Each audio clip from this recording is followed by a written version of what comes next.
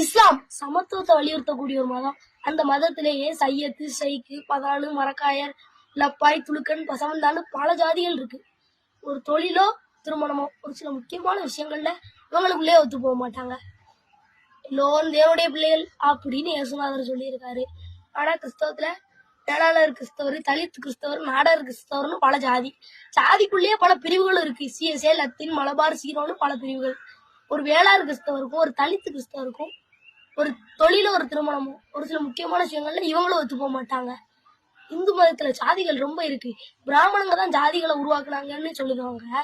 கிறிஸ்தவத்திலையும் இஸ்லாத்திலையும் எப்படி ஜாதி வந்தது? யார் கொண்டு வந்தா? பிராமணங்களா இதுல இந்த மதத்துல எல்லாம் வந்து ஜாதி கொண்டு வந்தாங்க?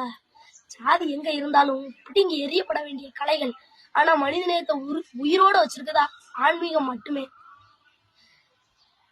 காசு, பணம், பதவிக்காக இந்து மதத்தை மட்டுமே அழிக்கணும், இந்து மதத்தை மட்டுமே பழிக்கணும்னு ஒரு முட்டாள் கூட்டத்தை கூட்டி வச்சிருக்காங்க.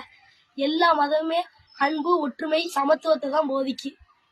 உனக்கு ஏண்டா குடுமி, உனக்கு ஏன் பட்ட, உனக்கு எதுக்கு பொட்டு, முதல்ல உனக்கு எதுக்கு நீ அடையாளப்படுத்த அப்படின்னு இந்துக்களை அடையாளப்படுத்த கூடாதுன்னு சொல்லுது. அவங்க எதுக்கு அவங்க மட்டும் ஒரு கருப்பு சட்டையை போட்டுக்கிட்டு ஒரு கூட்டத்தை கூட்டி வச்சுக்கிட்டு நாங்கள் நாத்திகர்கள் அப்படின்னு சுத்திட்டு இருக்காங்க. இதுல என்ன நியாயம்?